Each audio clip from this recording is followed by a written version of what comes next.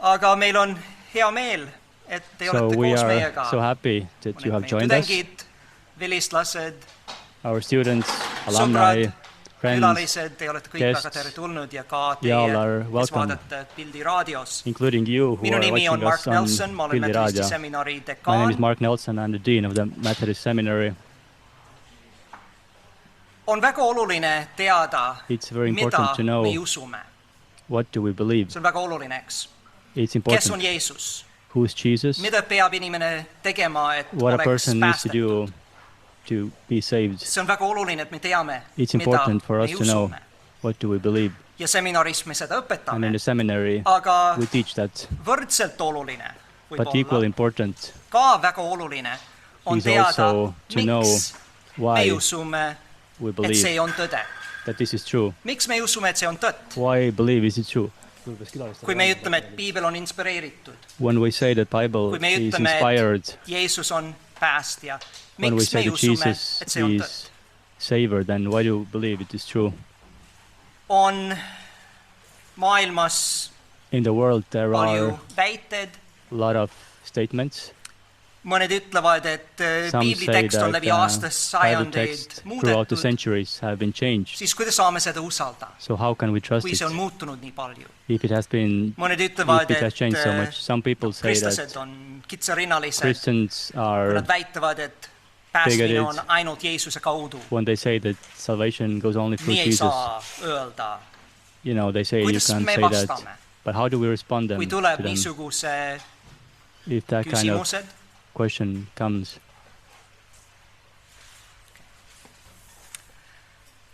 Peetrus kirjas, In esimese Peetrus in 1 Peter 3:15, 3:15 we read et peaksime olles alati valmis that andma we always need to be vastust ready to give igaühele, kes answer teilt to everyone nõuab who asks seletust from you an lootuse explanation kohta, mis about the teis on. hope that you have.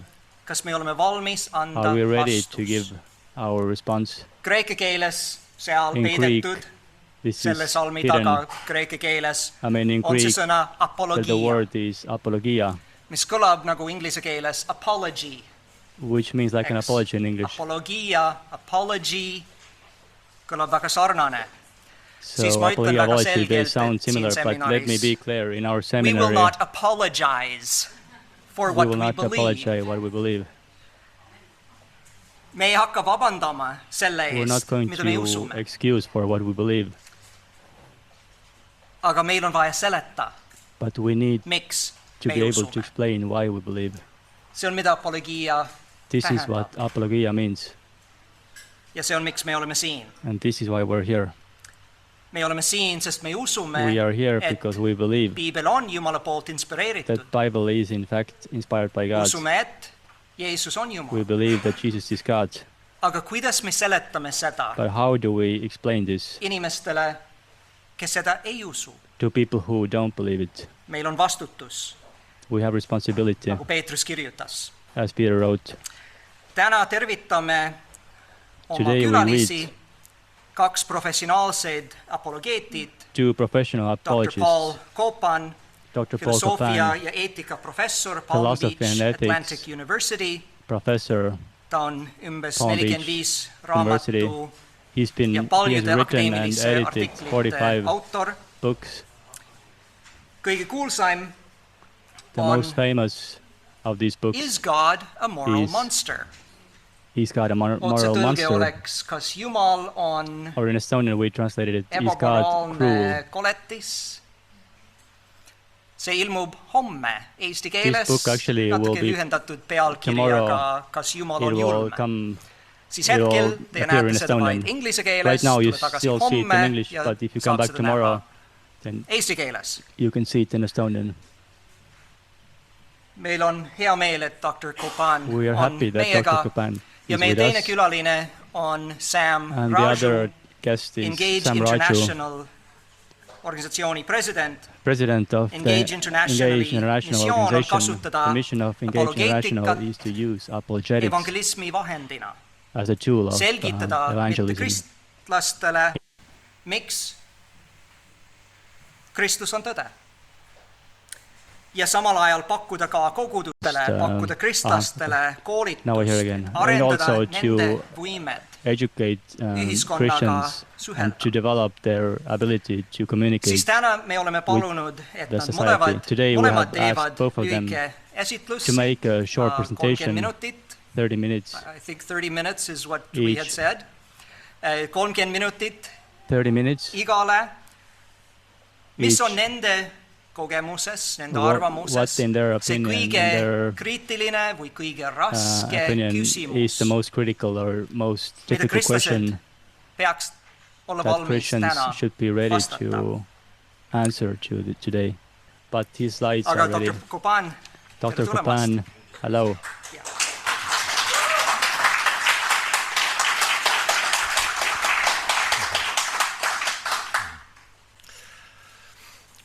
Well, it's been wonderful to be here in Tallinn, and Sam, Raju, and I are grateful for the warm welcome. Today, my wife and I were able to walk around the old city, which was wonderful, and it's been a blessing to see get a little bit more of the history of Estonia.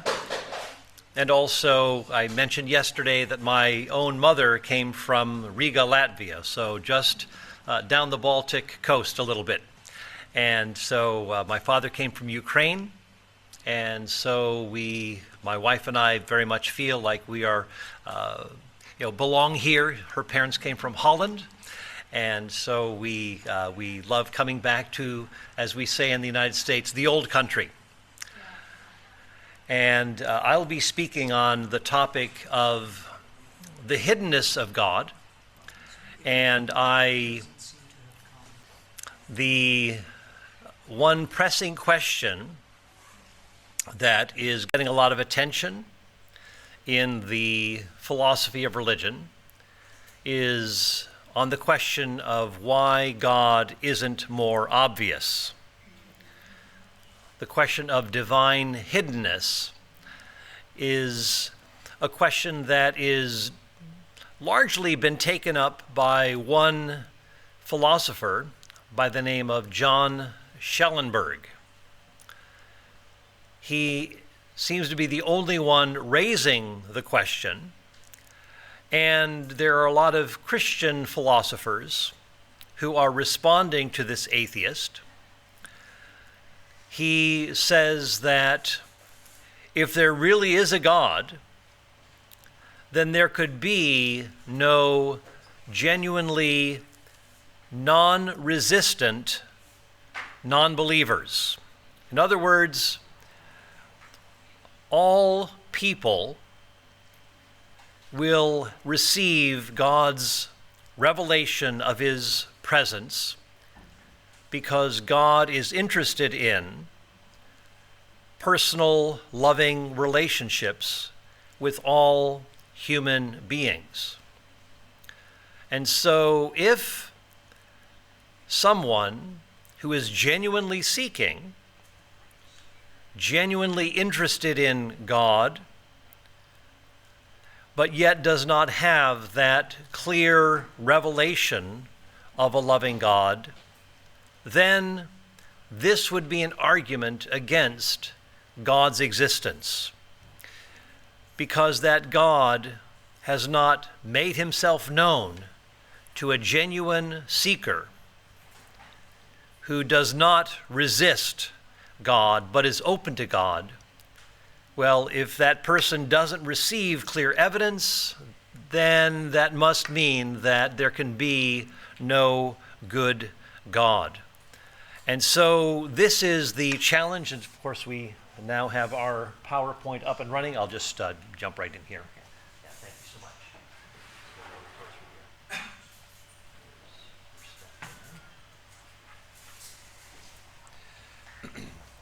The philosopher Bertrand Russell said that if he, after death, were to discover, if he were to find out that God really did exist after all, then he would say to God in the final judgment that there wasn't enough evidence for him. God, you just didn't give me enough evidence. And so this is this is one of the persons who is often quoted in this discussion, that God did not give enough evidence. There are other people who have used this argument. Maybe I'll just advance it this way.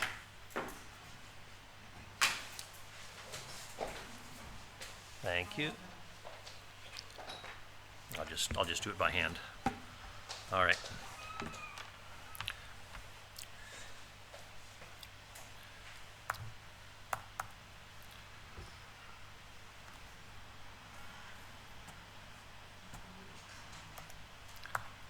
There we go. Okay. All right. Here is another quotation from Friedrich Nietzsche. How could an all-knowing and all-powerful God be good if he doesn't make clear his intentions to his creatures, but leaves them tormented by doubts and questions? So this is another common quotation raised in the hiddenness of God literature. So what do we make of this idea of the hiddenness of God? Is this a good argument against God's existence? Here is what John Schellenberg says, and he uses the example of a parent to a child. You're a child playing hide and seek with your mother. You're in the woods at the back of your house. And you've been, the mother has been hiding out for some time. But then the mother does not appear. The sun is setting. It will soon be bedtime. But still, no mother. So John Schellenberg says that an hour passes and you're growing, growing hoarse from calling as a child. Is she anywhere around? And he says any reasonable parent would respond to this child crying out and wouldn't not leave that child crying, screaming, asking where the mother is.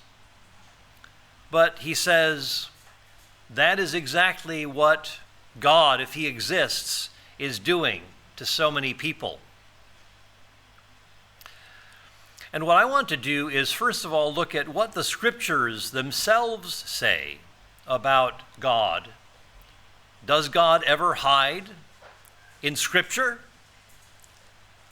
And if so, could this be a clue to an answer to the philosophical discussion that we'll have afterwards about divine hiddenness? So first, let's understand that the scriptures speak of a God who hides, that this is not unusual. It's not a surprise in Scripture. Psalm 10, why, O Lord, do you stand afar off? Why do you hide yourself in times of trouble? Psalm 89, how long, O Lord, will you hide yourself forever?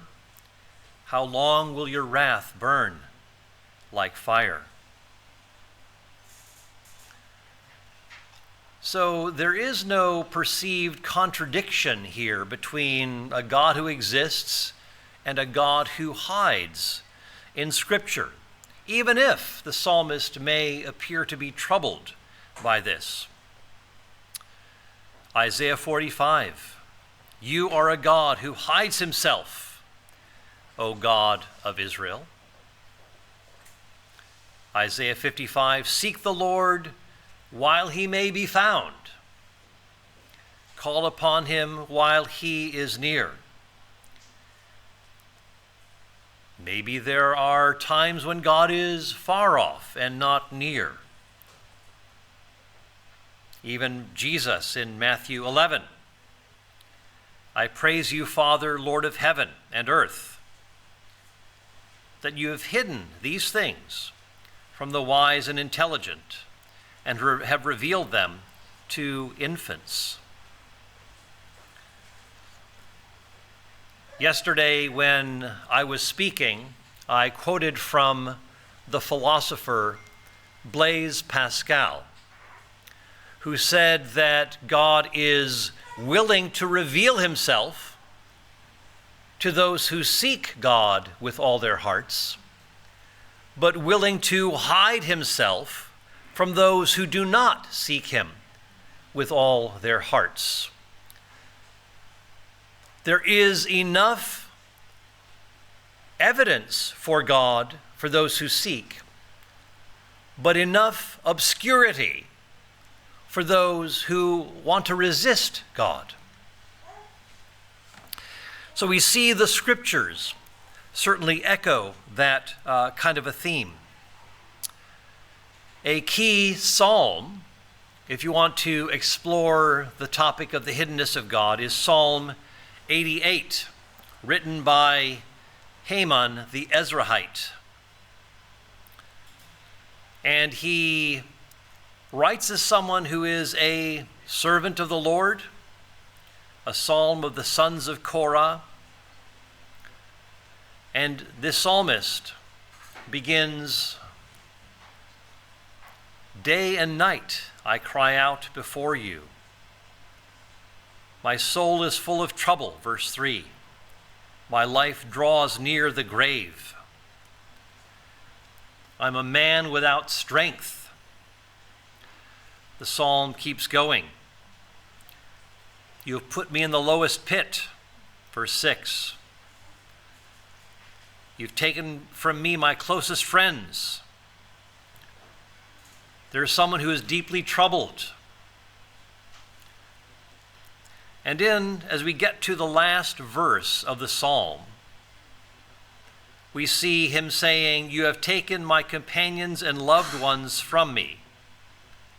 The darkness is my closest friend." Most psalms of lament begin at a very low emotional point, but then end up at a very high emotional point because God shows up. The psalmist is reminded of God's faithfulness and love, that God has been the covenant-keeping God of Israel. And so the psalmist comes to see more clearly that God is gracious and loving and so forth. But here the psalm ends on a very literally dark note.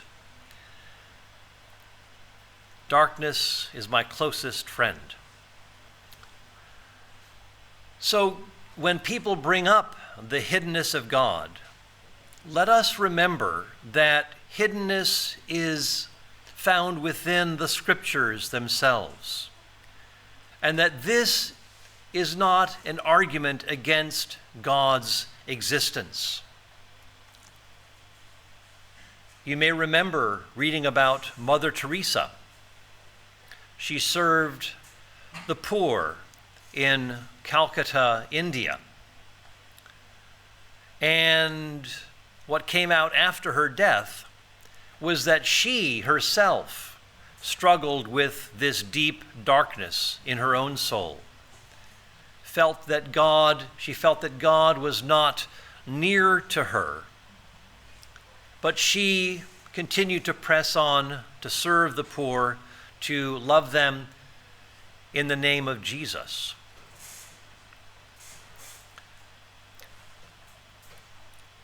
There are others who have experienced dark nights of the soul.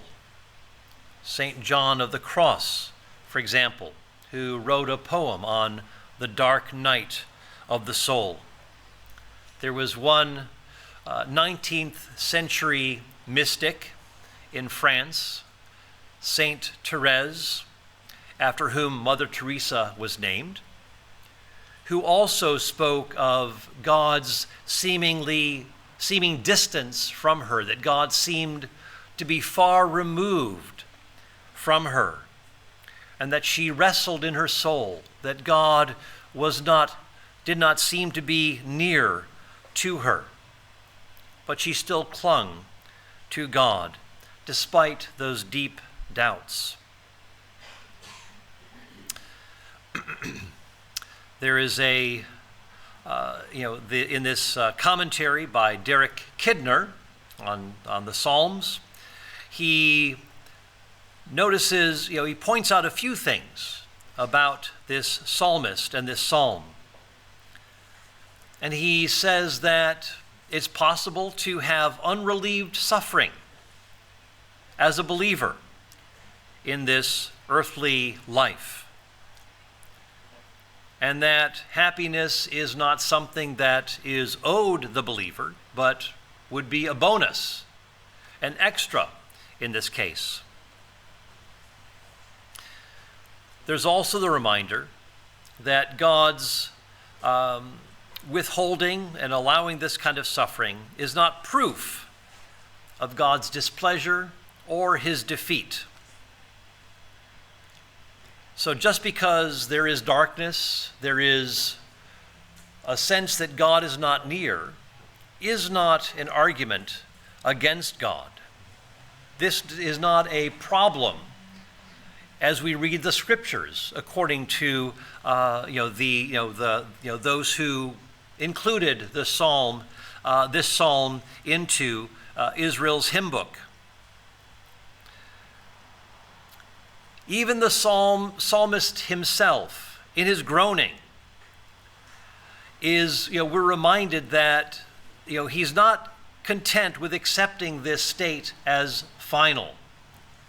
He's still wrestling and desiring that there be some resolution to this problem. So he wasn't giving up, but he's still completing his prayer in the darkness. And also within this psalm, the psalmist is reminding the reader that God has not actually forgotten or abandoned him. He's recalling God's faithfulness, God's promises, and he's clinging to those things. And those who included this psalm in Israel's hymn book or prayer book are reminding us that this psalm is for the benefit of future generations of believers. So there is a place that even this darkness within one's life can offer hope and encouragement for those who are struggling, perhaps with depression or deep doubt.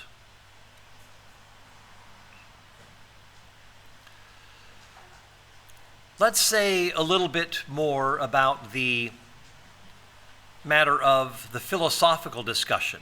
And here I'm going to have to be very brief because the time is fleeing and we want to give Sam the opportunity to also speak on some of the questions that he is going to be addressing. So I'm going to have to just repeat a couple of things about John Schellenberg, and then I'm going to offer a few responses to what he's arguing. His argument is that if a loving God exists, then there are no non-resistant non-believers. But he says there are non-resistant non-believers, and so therefore God does not exist. Now this argument, John Schellenberg takes as a purely logical argument, and if he is correct, then this is that God's existence is a contradiction. It's not a mystery. It's not a topic that may need to be explored further. John Schellenberg says this is a clear, logical contradiction. Therefore, God cannot exist. But we've already seen from examples in the scriptures that God does hide. We don't always know the reasons for God's hiding. But all we need to do to show that this is a flawed argument is to add a fourth point. And it is this, that God has morally sufficient reasons for hiding, for not making his presence as obvious as some people might like. We may not know what those reasons are, but this would undermine that strong argument that this atheist philosopher is giving. Now, I'm going to have to cut to a number of points here that that I'm just going to again deal with. I'm skipping a lot of material here, so let me just offer an example here that a friend of mine, John Peckham, has noted. He speaks about his own 5-year-old son, who that John, this theologian, had to quarantine himself while he had the flu, and his son was not allowed to get near him. And John says that I greatly wanted to be with my son, to answer his requests, to play with him and so forth. And he did not quite understand why we could not be together in the way he wanted, and that I also wanted. But it was for his best good that I be temporarily removed from him in order to protect him from something worse. In a somewhat similar fashion, he says, perhaps in some ways, God is restricted morally from even making his presence known or acting in ways he would otherwise prefer. Maybe there are some lessons that God would have to teach.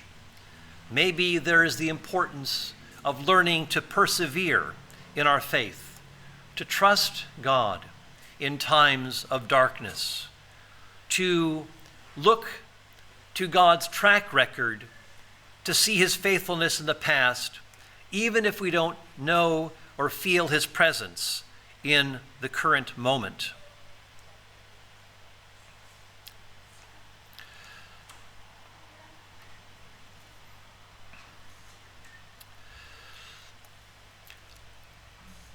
Another point to make here is this. Romans 1 indicates that God has made his presence known, that his invisible attributes, his eternal power, his divine nature have been clearly seen through what has been made. But just because God provides evidence does not mean that that evidence is always going to be accepted. There is evidence available, but maybe certain things will obscure the receiving of that evidence as God would desire it. For example, there may be people who who resist belief in God on the basis of evil. And they will maybe dismiss an argument for God from design or from beauty. And they'll say, no, that is unacceptable because look at all the evil in the world. But notice what is happening. There is evidence available, but it is not being received as evidence for God because evil is getting in the way. And they're using that argument against God. Also, there may be evidence for God that is misinterpreted. perhaps through one's family background or upbringing or education. What seems to be maybe an argument from beauty, that there are beautiful things. Some people may say, well, that is just subjective. There is no real objective beauty in the world. And so what could be taken as evidence for God has been dismissed because of a corruption in that perspective.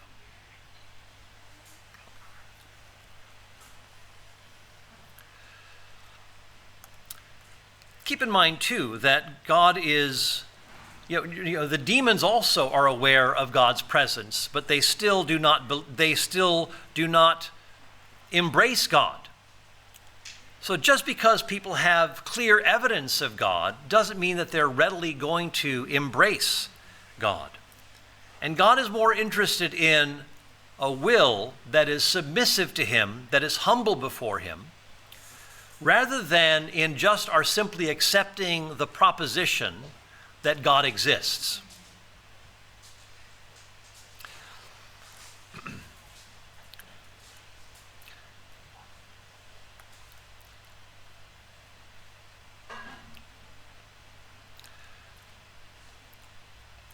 Let me just offer, again, a few more responses. I'm skipping a lot of material here. We can look beyond mere general reasons to also looking at specific reasons for belief in Jesus Christ Himself. That there is a wide array of evidence in support of the bodily resurrection of Jesus. God has not removed Himself from us. He has actually shown up in the person of Jesus Christ. That the Word has become flesh, and that there are public reasons for accepting the bodily resurrection of Jesus, which I can't get into right now.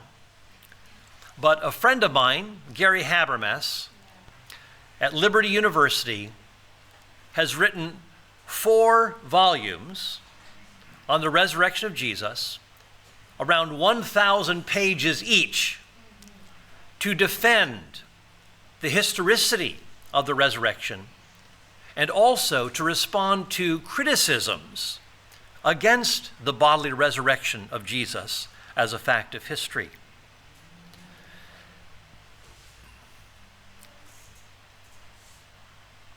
We can also maintain that evidence for God, if He exists, would be accessible, but non-coercive and resistible.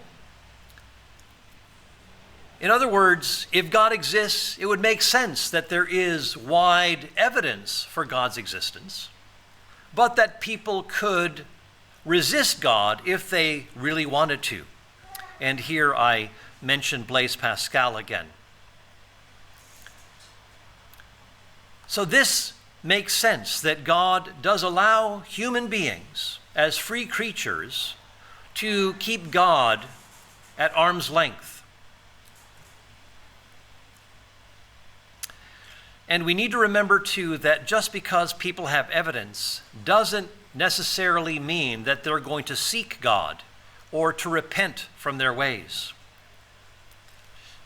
Evidence for miracles, for example, can be used to bring people to faith in Jesus Christ, as John 20 says. But Luke 16 reminds us that even if somebody comes back from the dead, that is not a guarantee that people will believe. Remember, even in John chapter 11, where Lazarus has been raised from the dead, and what do Jesus' opponents want to do? Kill both Jesus and Lazarus, who is the walking evidence of Jesus' power.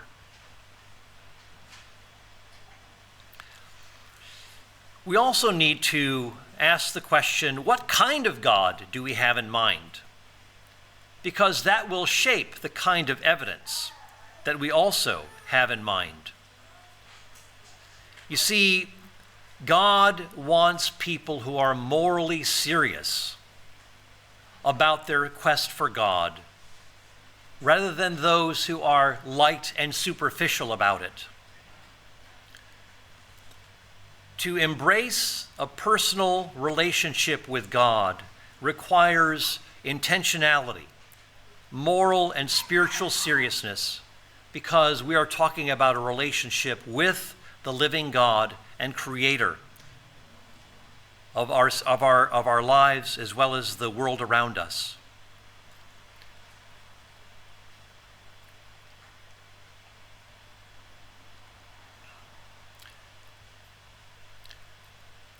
When we are talking about, and I know I should probably wrap up here.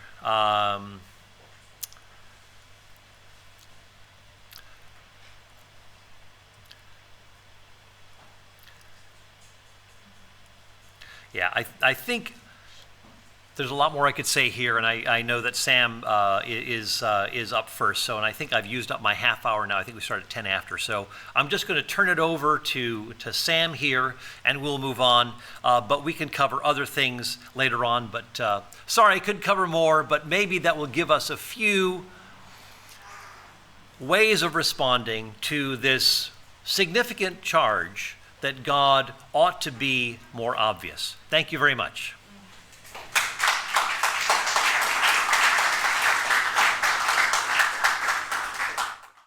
Nüüd, Sam, what is the most difficult question you face, or you think Christians face? Oh, what is the most difficult question that Christians face? I think there are two challenging questions. The first one Paul looked at, the problem of divine hiddenness.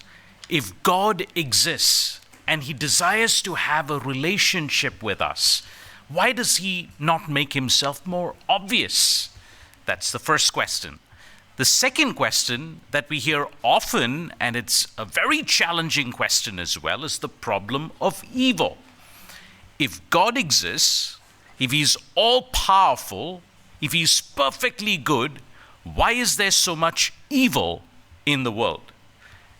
Tomorrow evening, we have a lecture on this particular topic at St. Olive's Church. Sunday night. Thanks for the thanks for helping me out, Colby. I've lost track of time since coming here. So Sunday evening. And because we are going to address that particular topic, I think we're going to be speaking for 3 hours, I thought we'll do something else.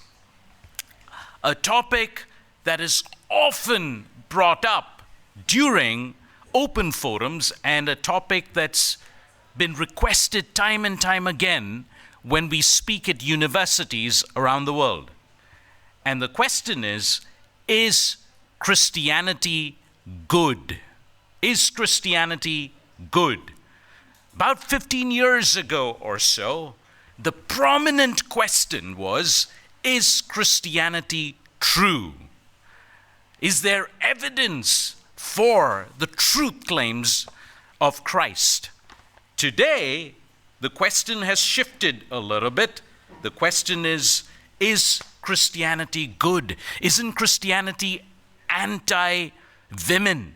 Isn't Christianity intolerant? Isn't Christianity oppressive? Isn't Christianity harmful? Isn't religion bad?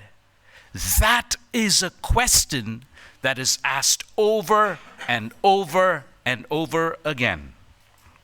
And that is the question that I want to wrestle with this evening in the brief time that I have with you.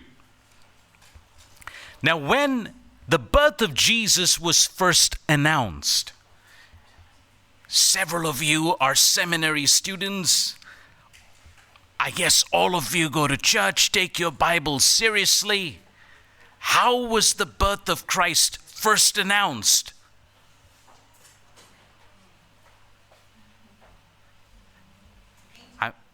Sorry? Angels announced it. I'm not talking about the angelic visitation to Mary or the dream that Joseph had.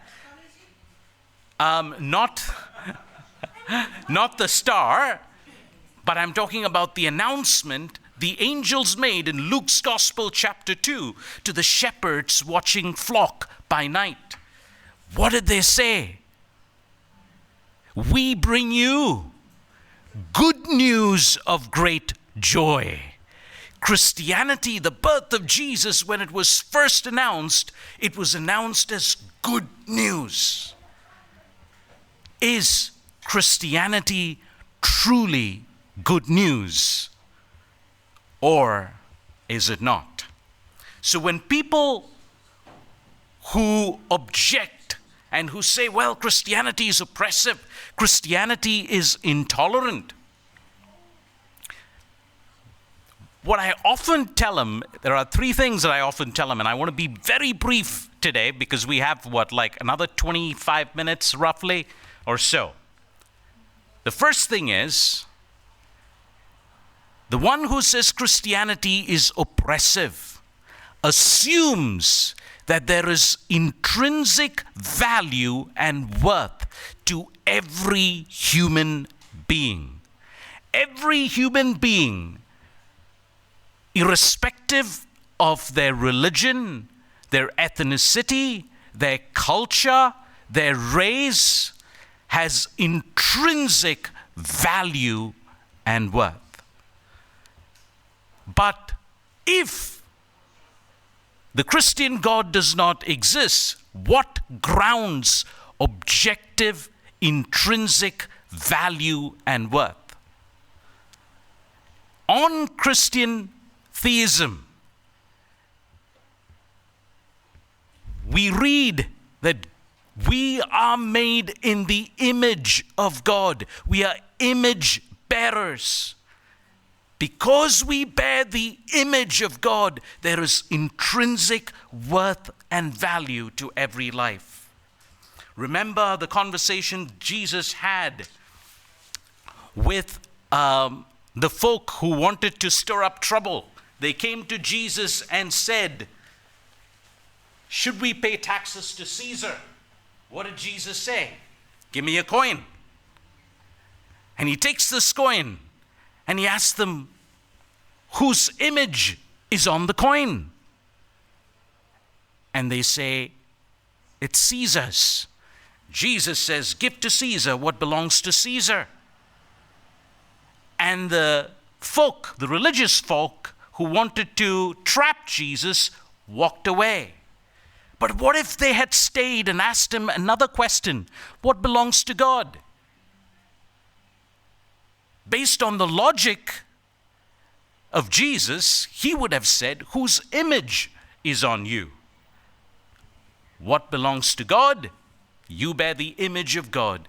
Give to God what belongs to God. There is intrinsic value and worth to every human life because we are image bearers.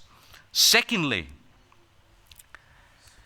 now this is an illustration. My wife and I, we have a 5-year-old. Many of you here are parents. And imagine, before you had children, it was not like you were sitting around and having a conversation between yourselves saying, well, we have so many good rules, but we don't have any kids to follow them. So let us make some kids. Let's have some kids. Wrong order. We have kids, then we have rules. Why do we have rules? It is for their good. We want to see them flourish, be good, be great citizens, succeed, be happy, enjoy life. Rules are essential for our own good. It was not like God was sitting up in heaven, if I may say, all by himself and getting bored. And he thought, well, I have so many good laws.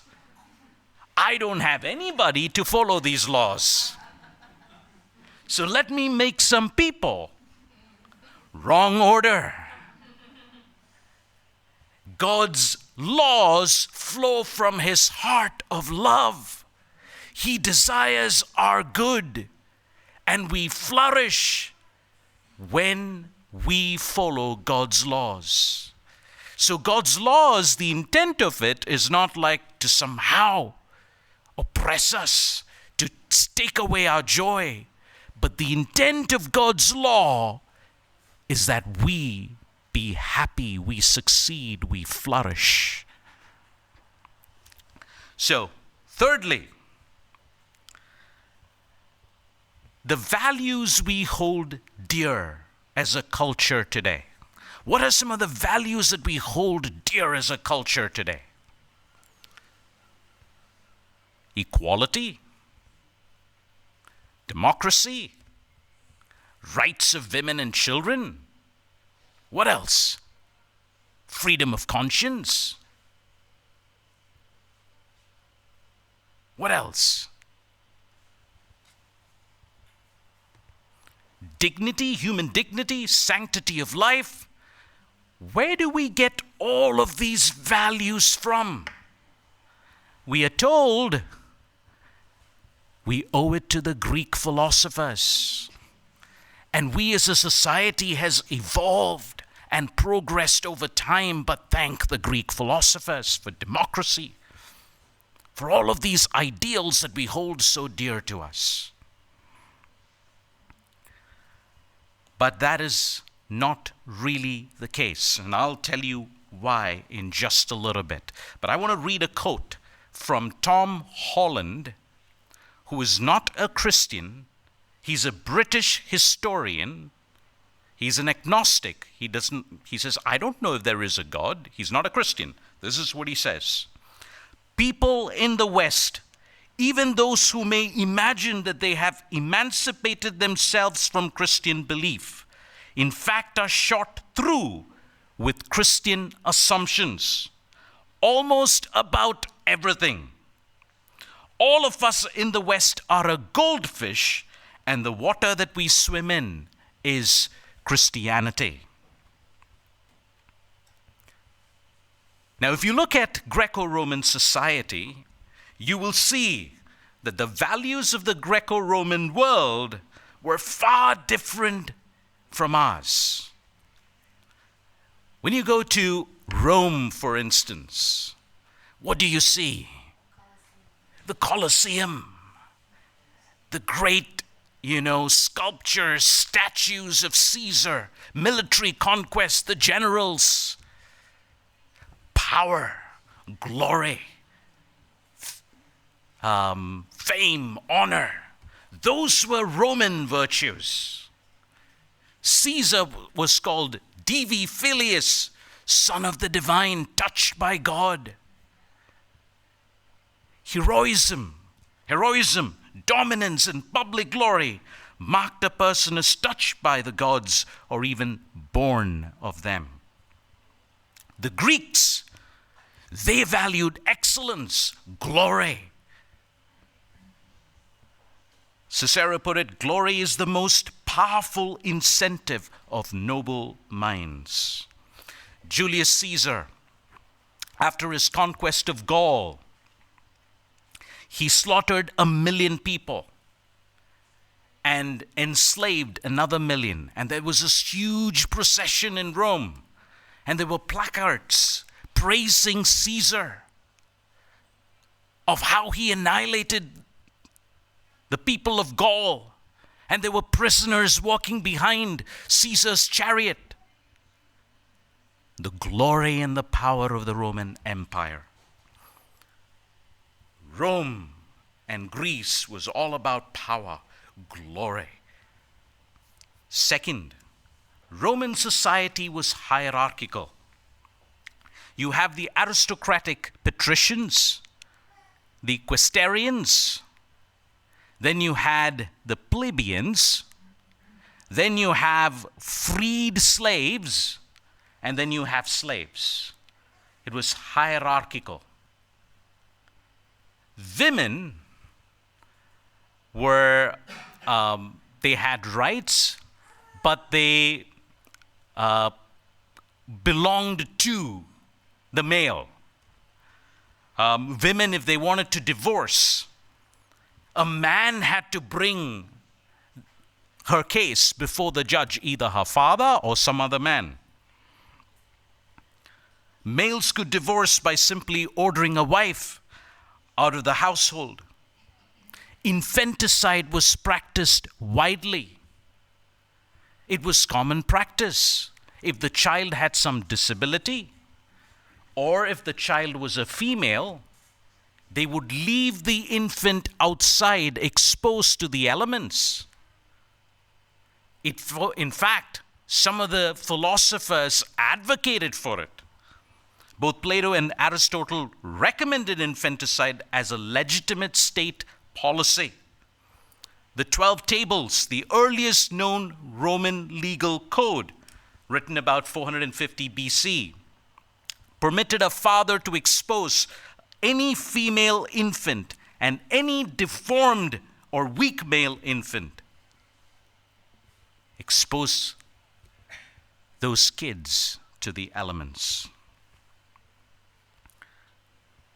A letter written by one Hilarion to his pregnant wife Alice reads this way: "Know that I'm still in Alexandria, and do not worry.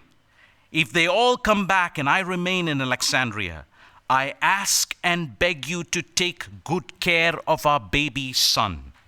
And as soon as I receive payment, I shall send it up to you. If you're delivered of a child, if it is a boy, keep it. If a girl, discard it. You have sent me word. Don't forget me. How can I forget you? I beg you not to worry." This is a letter from 1st century BC. Sorry, I'm sweating crazy here. Yeah. Abortion was widely practiced in ancient Rome. It was widely practiced. One common method of abortion in the ancient world was taking poison just below the fatal limit. But the problem is, it's very difficult to tell what the fatal dose is, for each individual is different. Sometimes the mother died. Another way they killed the baby was they would inject poison directly into the uterus, into the womb. And the fetus would die. Sometimes the fetus would remain in the womb, in the uterus, killing the mother as well. So the number of females in ancient Rome were considerably less than the number of males. As someone said, it was one historian who said it was 131 males to 100 females in Rome, and 140 males to 100 females in Italy. So there is this, because of female infanticide, because of abortion, there were considerable fewer number of females compared to males. The Greco-Roman world held marriages in low esteem. Women, they were asked to be virgins. They were told to be faithful to their spouses, to their husband. But the male got to do whatever he wanted to do. He could engage in any sexual act with anyone in his household, be it boys, be it young female slaves, be it anyone. Prostitution was quite common. There were so many prostitutes. They demanded chastity of the wives, but the male could do whatever he wanted to do. But what was distinctive of the Christian faith? Into this immoral, corrupt, hierarchical society, the Christian faith comes with a new message. The Apostle Paul writes in Galatians, "There is neither Greek nor Jew. there is neither free nor slave. Christ died for all. It was the message of the gospel was like good, great news. For a thirsty world, it was like a fresh drink of water. Men were told to be faithful to their wives. Men were asked not to engage in sexual relations outside of marriage. Dignifying women as well. Holding them to the same requirement. Demanding the same. So a lot of females started coming into the church. Strategy for church growth. Have more women. The men will follow. The church started growing in large numbers. Rodney Stark, the American sociologist, he wrote a book called The Rise of Christianity, and he says the church must have grown about at 43% per year. And there were several factors like this that contributed to the church, growth of the church. Another factor that contributed to the church, growth of the church, remember I started with talking about what Rome valued: glory, valor, power. The cross of Jesus Christ spoke powerfully to it as well. It was Tom Holland who said the strangeness, the weirdness of the cross, that the symbol of torture became the central emblem of the Christian faith. Why is this so important? When you look at the crucifixion, usually it was slaves or the worst of the worst that were crucified. It showed the power of Rome. If you stand up to Rome, this is what you get. So those who are crucified, they are stripped, they are naked, they are nailed to 2 pieces of timber, hanging there for the entire public to see. It's like a slab of meat hanging. And there are birds of the air that come to eat or like feed on the person as they are hanging on the cross. That's why we have the Latin word excruciatos. And we get the English word excruciating from this Latin word excruciatos, meaning out of the cross. The pain was intense.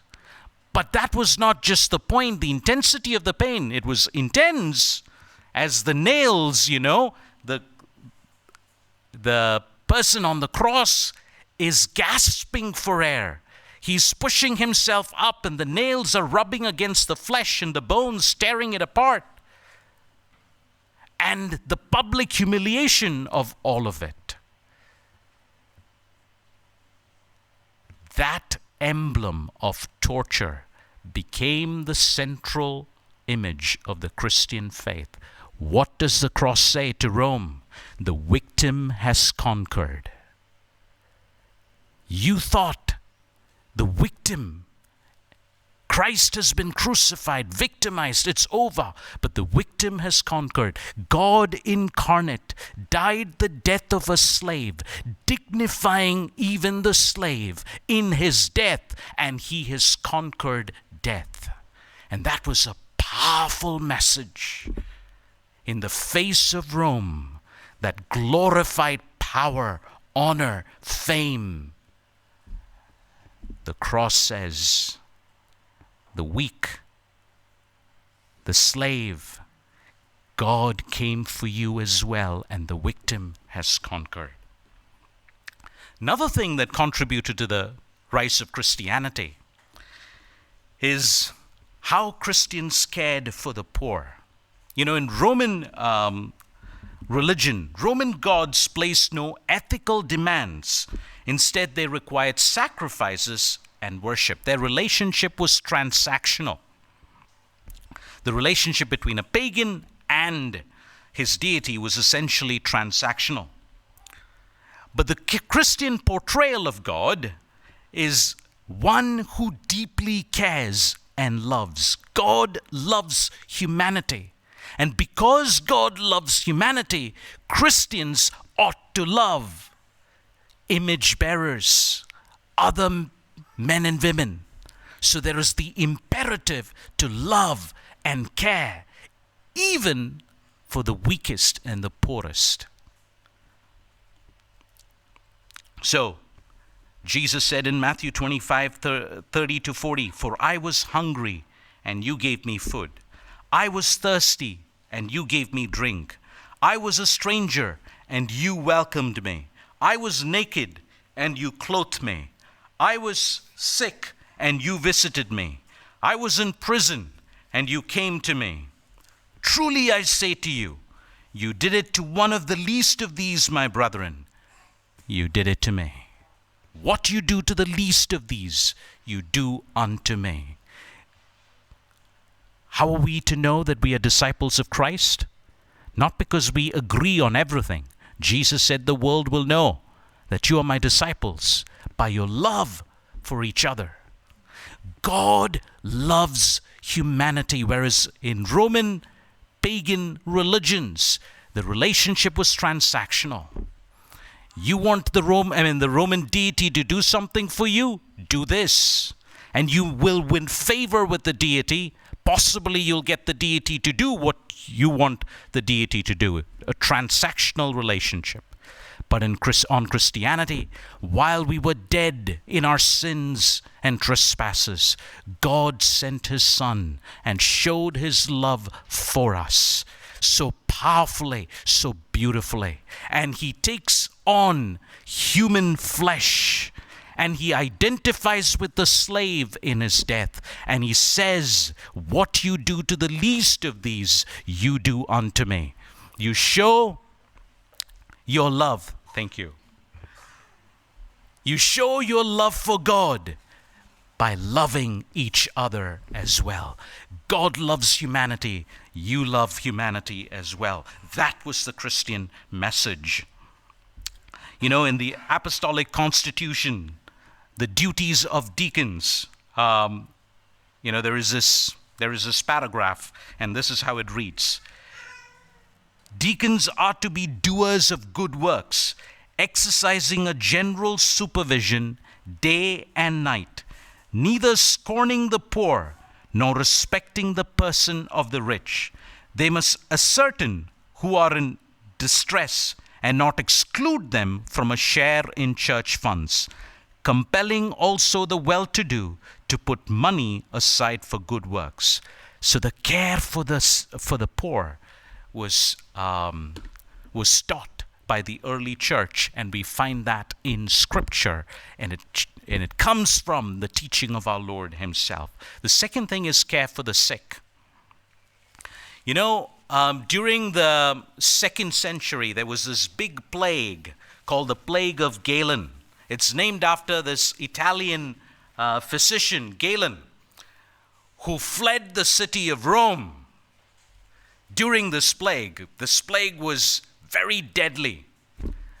Almost 1/3 of the entire population was killed. And Galen packed his bags and left for Asia Minor.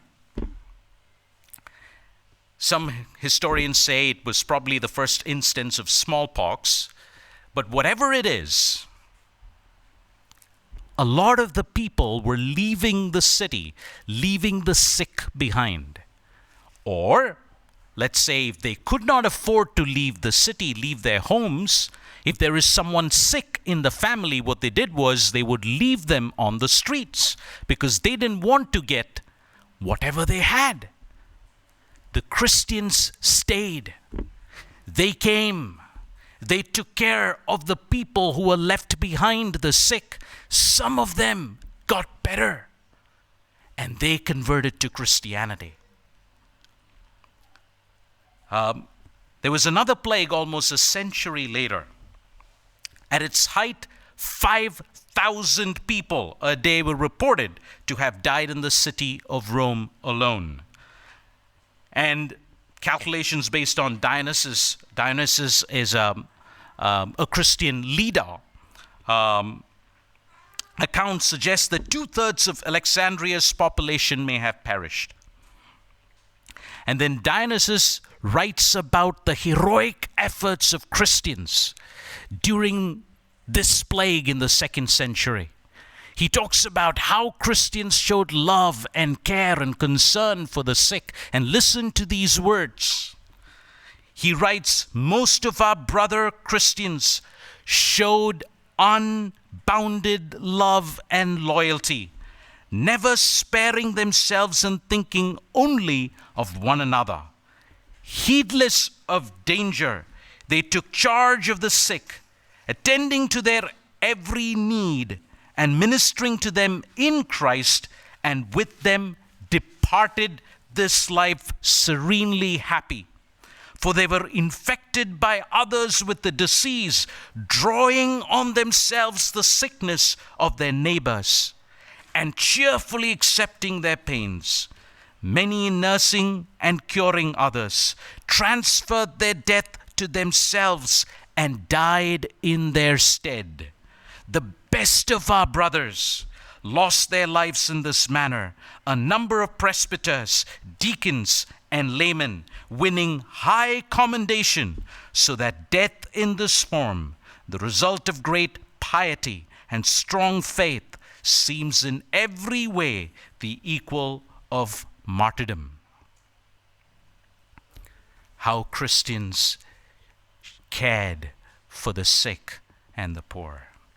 The Emperor Julian notices the growth of the Christian church in 362 AD. He writes to the high priest of Galatia, the pagan high priests, and this is what he says: learn from the virtues of these Christians. He wrote, I think that when the poor happen to be neglected and overlooked by the priests, the impious Galileans observed this. Galileans, followers of Jesus, and devoted themselves to benevolence. The impious Galileans support not only their poor, but ours as well. Everyone can see that our people lack aid from us. How Christians cared. Is Christianity good? When you look at the history of Christianity, right from its inception, how the teachings of Jesus emphasized there is intrinsic value and worth to every human life, irrespective of race, ethnicity, culture. And how Christ identifies with the lowest of the low, the slave in his death, dignifying all of humanity. And when Rome spoke of power and glory, Christ speaks of the poor, the weak, and the needy. And the Apostle Paul says, there is neither Jew nor Greek, neither free nor slave. We are all one in Christ. We are image bearers, and that alone can explain the fact, the intuition that we have that there is intrinsic value and worth to every human life. So I think my time's up.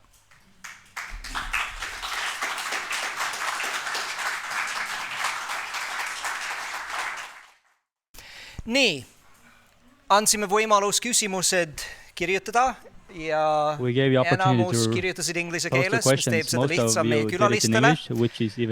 So we'll invite Paul, Sam, have a seat here on these little stools.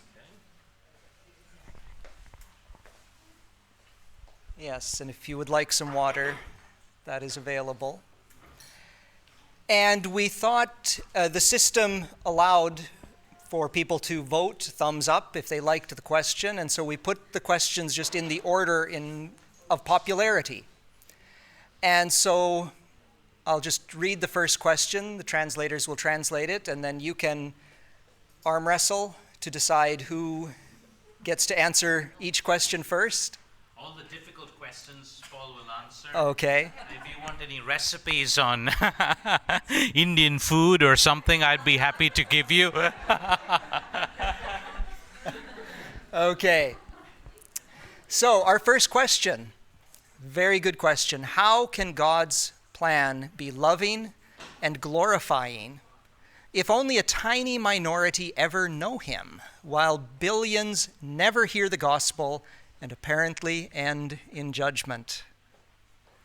That's not an Indian food recipe question, so I think that goes to Paul. But Sam will also jump into that. We often do that.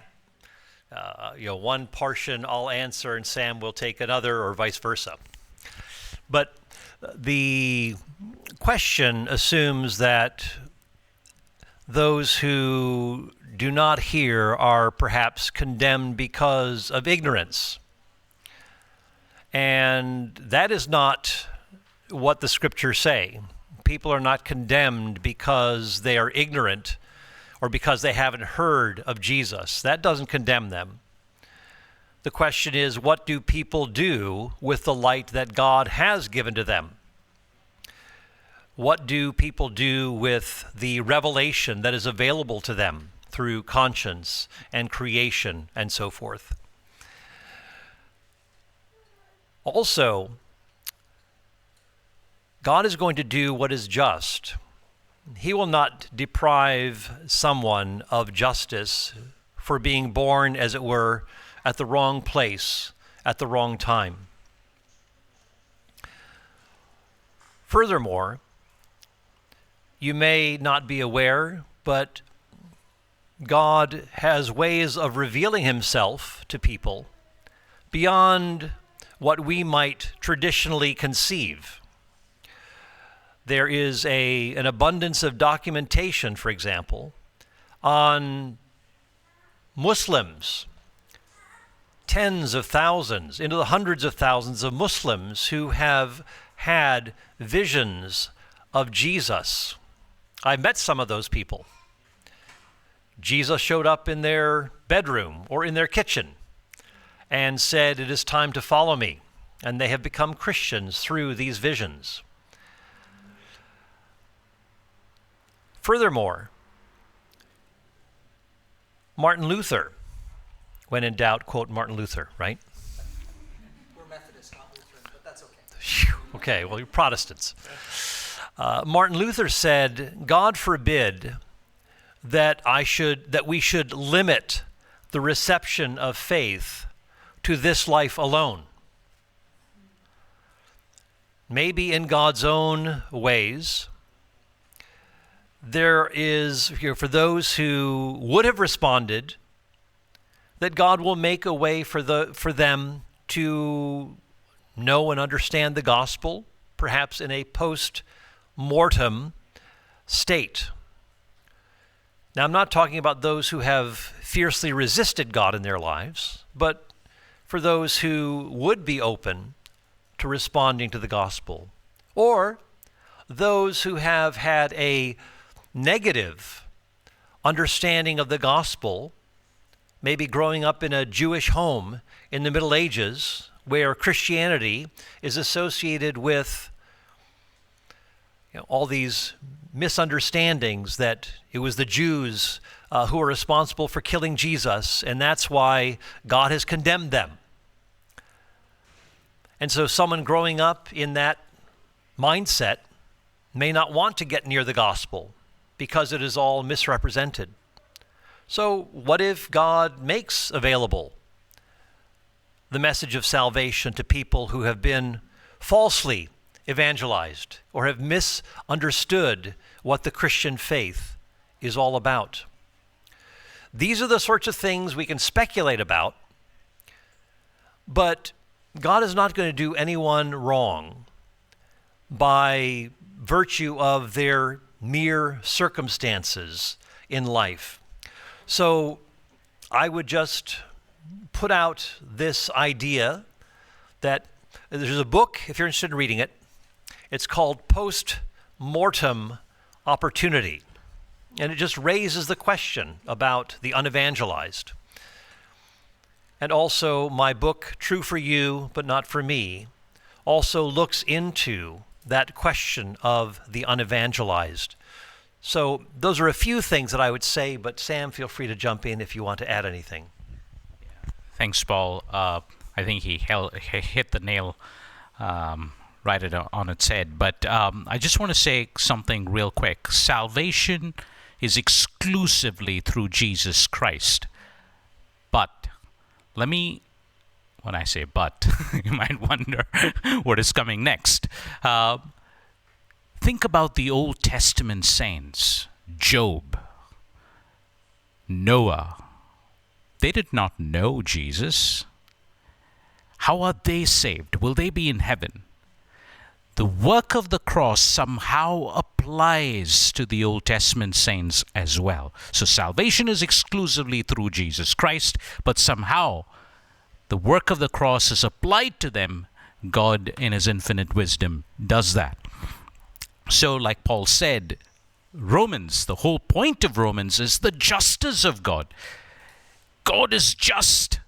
And we are rightfully condemned because we have all fallen short of the glory of God. And Paul's point in Romans 1 is, Gentiles, you have no excuse because God has made himself known to you. Through creation, his invisible attributes are clearly seen. So that's what Paul was talking about, general revelation. So God will judge each one according to the light God has given them. He's not going to judge me based on the light God has given you. God is going to judge me based on the light God has given me. So there is God's justice and judgment as well. Okay, thank you. And I know this is a topic we discussed earlier, and you said very clearly then, and so if I repeat now, you'll agree with me, I hope. You haven't changed your mind.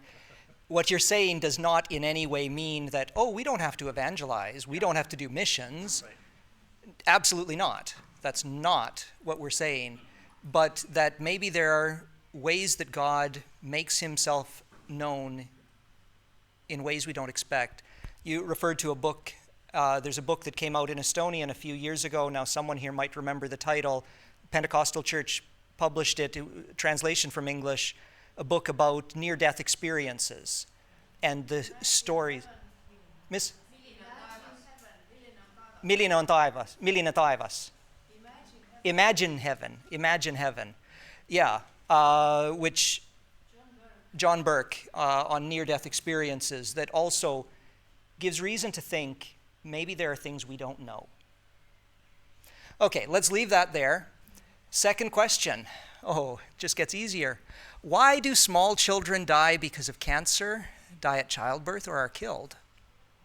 How does God, or maybe it's why does God allow that? How do we answer an unbeliever who asks that question? Come back Sunday.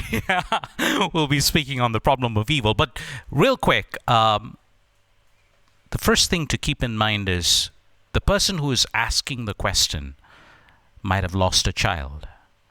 So I don't want to give some abstract intellectual, response without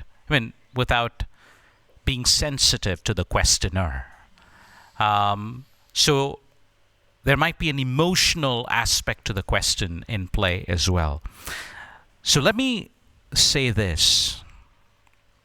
On Christianity, we can call things for what they are, evil. As Paul would say, evil is a departure from what ought to be, what should have been. So the world was never meant to be like this. Evil is the privation of the good, as Augustine said. So on Christianity, the good news that we have is God is not a God who is immune to our pain and suffering. He's a God who has suffered. And he knows what suffering is. He knows what pain is. He identifies with our pain and suffering. He's not a deistic God who steps back and watches what is going on in this earth, but he's a God who partakes in that pain, who identifies with us in our pain. And it was Edward Schleter who said, "To my wounds only God's wounds can speak, and not a God has wounds, but thee alone, O Jesus." So how Jesus' pain and his wounds speaks to us. Second, just because we are not able to tell or detect or think of any good reasons why God would allow some terrible tragedy, does not entail that God has no good reasons. God may have good reasons because God is infinitely wise. He has infinite knowledge. I believe God has morally justifiable reasons for allowing pain and suffering and evil in the world. I don't know if it was 2 or 3rd or 4th. Okay. My next point, I would say, is simply this. I don't know where I was going with this. I forgot. Yeah. When we face the matter of evil, we must understand that all worldviews must come to grips with evil, not just the Christian worldview. And the real question ought to be, which worldview or philosophy of life does the best job or offers us the best resources for grappling with evil? This is not the same as to say which worldview answers all of my questions about evil. If we get rid of God, if we get rid of the gospel, we make the problem of evil much, much worse. If you are an atheist, there is no hope beyond this life.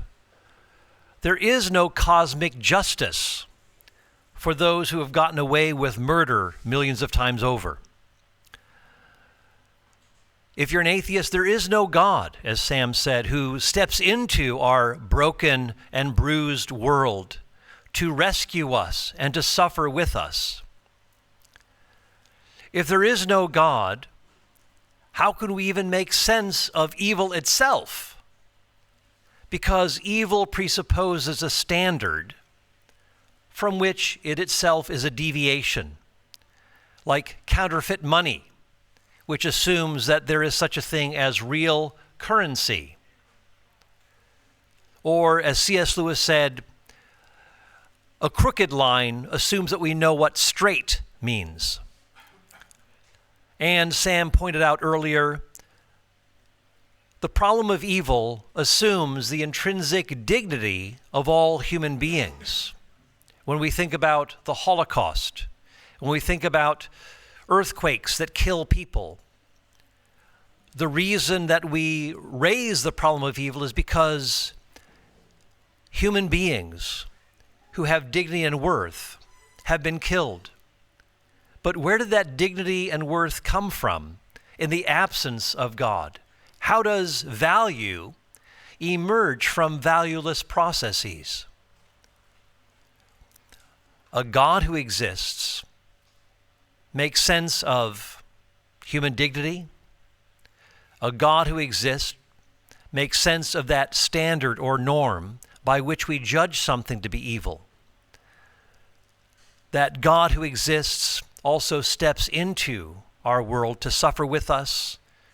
That God who exists guarantees that cosmic justice will be done, and that our tears will be wiped away in the new heavens and the new earth, after we have been raised immortal and receiving bodies just like Jesus received at his resurrection. The gospel offers so much more hope, even though these perplexing questions come to us. Think of the bigger picture, and you will see that that God has proven himself to be reliable, trustworthy, faithful, and loving, even though we don't know the answers to those why questions. In fact, Jesus himself refused to answer the why question. In Luke 13, why were those Galileans killed in the temple? Jesus doesn't say, oh, because they were worse sinners. Jesus says, no, they weren't worse sinners than the rest. And so he does not give us the answer to the why question, but he says, unless you repent, you will likewise perish. He is calling his hearers to pay attention to the call of God in their lives, to allow the trouble and the tragedy of evil to speak to them, to make sure that they are properly aligned in their relationship with God. And that is why C.S. Lewis said that pain is God's megaphone, God's wake-up call to rouse a deaf world. Thank you. That is I think a very good answer. And looking at the big picture is so important. Sort of to summarize all of that in a very simple way to remember it is that the Christian story does not start with war, with cancer, with suffering, with sin. It does not start with, you're a sinner. That's Genesis chapter 3. The story starts in Genesis chapter 1. Don't start the story in the middle of the story. Start at the beginning. Genesis 1 and 2, a perfect, beautiful creation. That's what God intended. And I think that is pretty much what you were saying, is that this was not what God intended. But it is real. Now, how do we deal with it? Yeah, it's not easy, definitely. Okay, let's move to the next one. Okay, the next most popular question, why aren't there specific steps and instructions on finding God? Many copy those who find him, but cannot find him. Interesting. Who would like to? Why is it so hard to find God? Why doesn't God make it clear how to find him?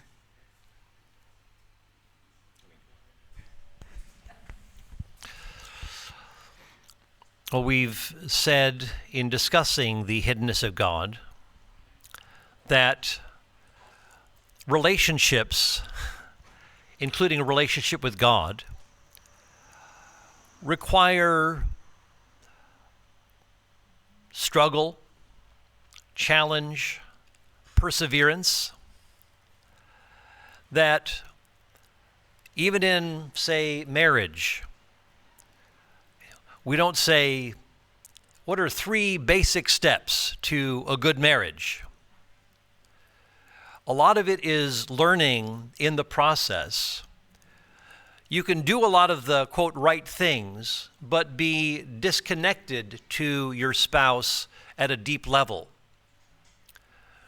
And relationships aren't a 1, 2, 3 kind of step, but rather it's a matter of attitudes, the will that is humbled before God, a will that does not make demands upon God. God, if you exist, you ought to show yourself to me in this or that way. That is not the status or the place of the creature speaking to the Creator. The creature says to God, whatever light you want to give to me, I am willing to receive. But as Job said, shall we receive good from the Lord and not trouble? That God is the one who reminds us that we will have trouble in this world. There will be times of darkness, but there are also the promises of God that even though we go through the valley of the shadow of death, even though we don't feel the presence of God, we are promised that God is with us, that Jesus will never leave us or forsake us, as Hebrews 13 reminds us. So whatever the state of our hearts is, And whatever we feel, whether God seems near or far away, the promises of God are sure. And sometimes we may go through dark times where there is hiddenness, where God seems removed from us. But there are many times that saints will talk about going through those difficult, dark times, and that there is no simple step to getting back on track with feeling the warm presence of God. So the idea of what steps we ought to take, I think, is turning a relationship into a kind of method. And there is the dynamism of that relationship and the dynamism of what a sovereign God calls us to go through may look very different for each individual. And so to have a one-size-fits-all approach to this is going in the wrong direction. And so, anyway, I don't want to say much more than that, but perhaps that's at least a start in responding to that question. Yeah, I think oftentimes we are looking for a manual, as Paul was talking about, relationships are not like, this like a device that I got from the store, a camera that I just need a manual to see how it works. It's different, it's organic, it's dynamic. The other thing that I want to say is finding God. Where can God be found? God has come in the person of Jesus Christ. God is found in Christ. In His Word, He has revealed Himself, who He is, to us.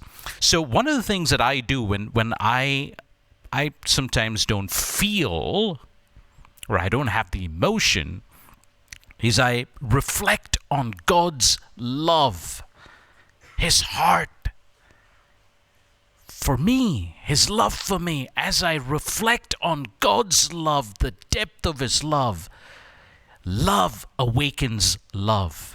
That is why 1 John 3 reads, "Consider, behold, with what great love the Father has loved us." So as we consider, as we reflect, as we behold the love of God that is powerfully shown in the cross of Christ, it awakens love within us. Worship, for instance, is a response. Paul writes, "Therefore, I exhort you, brethren, in view of God's mercy." So worship is a response. Love that we have for God is a response, not that we love Him, but because He first loved us. So I think reflecting on God's love is very important as well. It would be a practical thing to do. Okay, thank you. Now the next one. Say more about what possible moral reasons God may have to allow most people in the world to be so easily confused by lack of clear revelation. So why does God allow most people to be confused?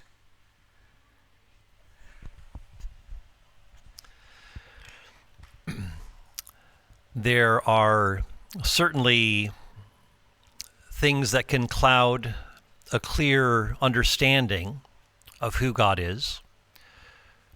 Sometimes our cultures, sometimes our family background, sometimes negative experiences, sometimes misreading what God has made available. But I want to echo what Sam said about the very clear revelation that God has given to us in Jesus Christ. There is not confusion at that level, that God has shown His love to us in the person of Jesus Christ, the God who comes to be with us, Emmanuel, God with us, that the love of God in Jesus Christ has been shown to us, and that we can see that love of God very clearly displayed. I did mention earlier that people may focus on certain things like the problem of evil and overlook the beauty and the design of the universe. And so the available evidence can be dismissed, but keep in mind that that is a stance of the will. It's not just, I'm weighing all the evidence perfectly equally, and evil just outweighs the design and the beauty of the universe. It is a matter of taking a stance saying, I'm going to favor the problem of evil over against any other indication of God that is available. And I would say that this is a misjudgment, again, rooted in the will, that discounts all of those other indicators of God's existence. The problem of evil can even be used to overshadow the very incarnation and atoning death of Jesus Christ for the sake of humanity. Is the problem with the revelation? I think the problem is more in the stance that people take, that there is not that kind of humility that ought to be reflected in a God who speaks so clearly in the person of Jesus Christ, who came to actually address the problem of evil, but yet the problem of evil is used to negate anything that God might reveal about himself. So I think there can be a kind of selective treatment of the revelation that God has made known to us. I'm not saying that there isn't sometimes confusion or misreading of certain things, but generally speaking, Paul has said that God's revelation to us is available, it is accessible, but for those who, for whatever reason, want to shift the conversation or shift the balance, they can find things that can make it look like God really hasn't made himself known at all. And we've talked about the principle of accessibility, that if God exists, he would make himself widely accessible to people. As Paul says to these pagans in Acts 17, he says, God is not far from each one of us. And so what God requires of all of us is that we cast ourselves upon God's mercy, that we treat this God with humility rather than a sense of pride or a demanding spirit. God, if you're there, you ought to do this and this for me. So the attitude, the disposition, is something that is foundational to this whole question. There's so much more that you probably would like to add, and so many more questions, but sadly we don't have time. Homme kell 4 tagasi siin. Tomorrow 4 o'clock. Räägime edasi. We're back here. We'll continue Samas saalis. In the same place.